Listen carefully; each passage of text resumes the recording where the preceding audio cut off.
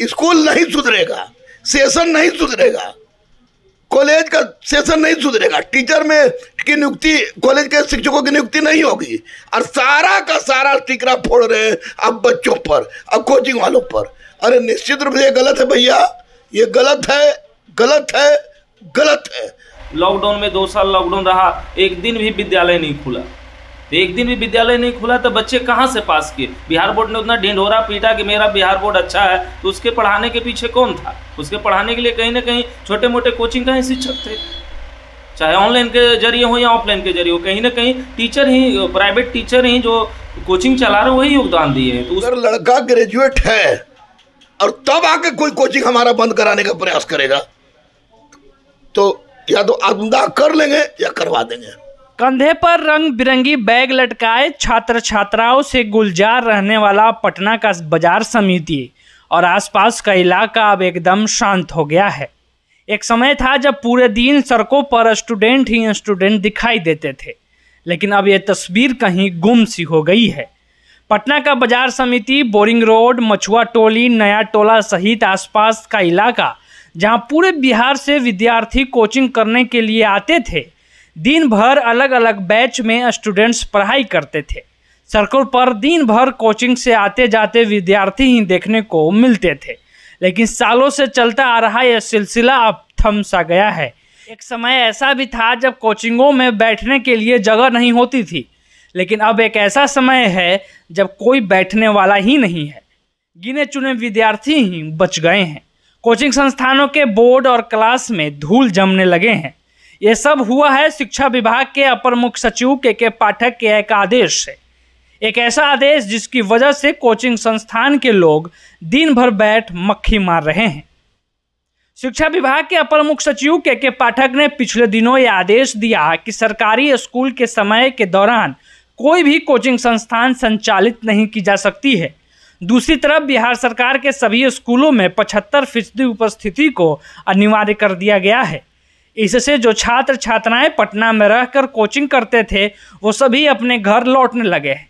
साथ ही 10 बजे से लेकर 4 बजे तक कोचिंग वाले क्लास नहीं लगा सकते हैं। इस वजह से कोचिंग संस्थानों को भारी नुकसान का सामना करना पड़ रहा है।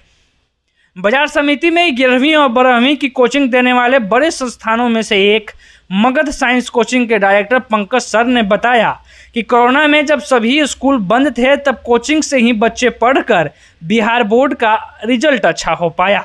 आज सरकार के इस फैसले से अधिकतर बच्चे घर चले गए हैं।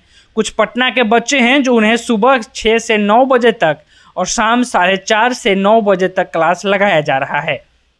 कि हम मैनेज कर लिए, मॉर्निंग इवनिंग करके मैनेज कर लेंगे, लेकिन अब सारे बच्चे को टाइम देना उचित नहीं। अब मान लीजिए जो बच्चे यहाँ भी मान लीजिए बाजार समिति में है तो उनको डिस्टेंस में रूम लेकर आ रहे हैं। अब रात को 9 बजे तक कोचिंग चलाएंगे, खास करके लड़कियों लोगों को जाने में बहुत परेशानी होगी। अब उसका रास्ता का रिस्क कौन लेते हैं? रास्ते में कोई बात बीतती है तो ये सब सरकार को सोचनी चाहिए। तो अब हम प्रयास किए 6 से 9, लेकिन बच्चे 6 बजे आ कहाँ पाते हैं? तो सुबह 6 बजे तो बहुत जल्दी हो जाता है और जो डिस्टेंस से होते हैं उनको बहुत दिक्कत होती है।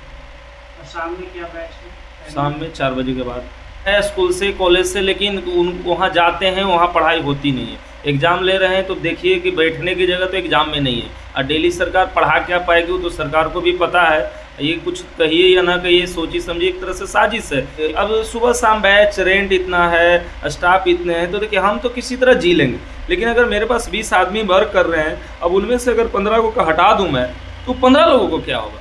सरकार उनके बारे में भी तो सोचे कि यही हाल इंजीनियरिंग और मेडिकल की तैयारी कराने वाले कोचिंग संस्थानों का भी है।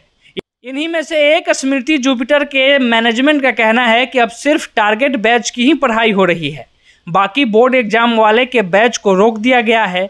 आदेश के अनुसार कोचिंग की टाइमिंग में भी बदलाव हुआ है। ये जो उनका आदेश आया वो बहुत गलत है, इसमें बहुत समस्या आ रही है।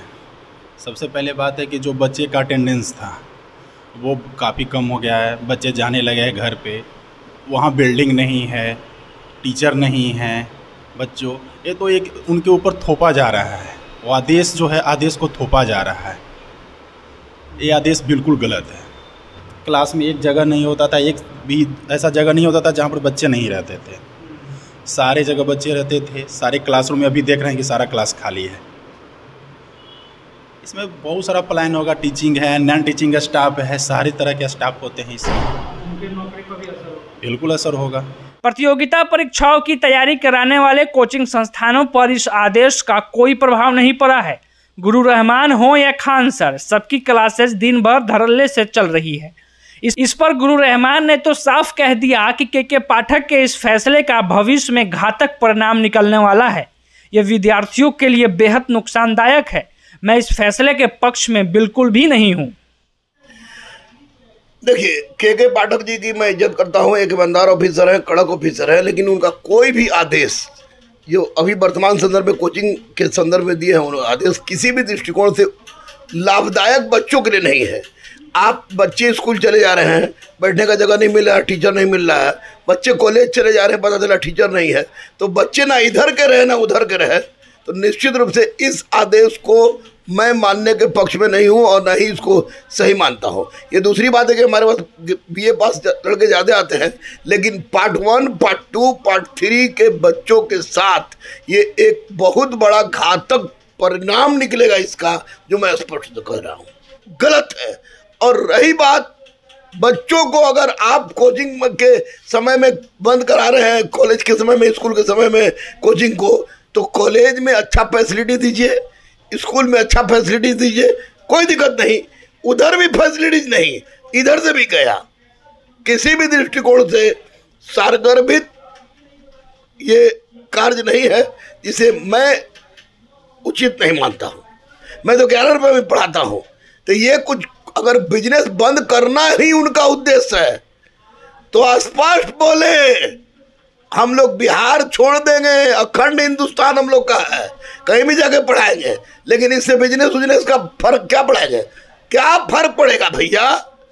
आप यहाँ रोकिएगा, चल जाएंगे झारखंड में, चल जाएंगे बनारस में, लेकिन आप तब स्कूल कॉलेज की शिक्षा व्यवस्था सुधरा नहीं और चले सुधारने बच्चा को जबरदस्ती घर पर ठेल के, तो ऐसा कोई बात नहीं है, मैं इसको नहीं मानता हूँ। दूसरी ओर खान सर भी दिन भर लगातार पढ़ा रहे हैं। के पाठक के इस फैसले से छोटे कोचिंग संस्थान, खासतौर पर इंटरमीडिएट की पढ़ाई कराने वाले आर्थिक तंगी से जूझेंगे, तो वहीं प्रतियोगिता परीक्षा की तैयारी कराने वालों पर इसका कोई प्रभाव नहीं पड़ेगा। पटना से लोकल 18 के लिए सच्चिदानंद की ये रिपोर्ट।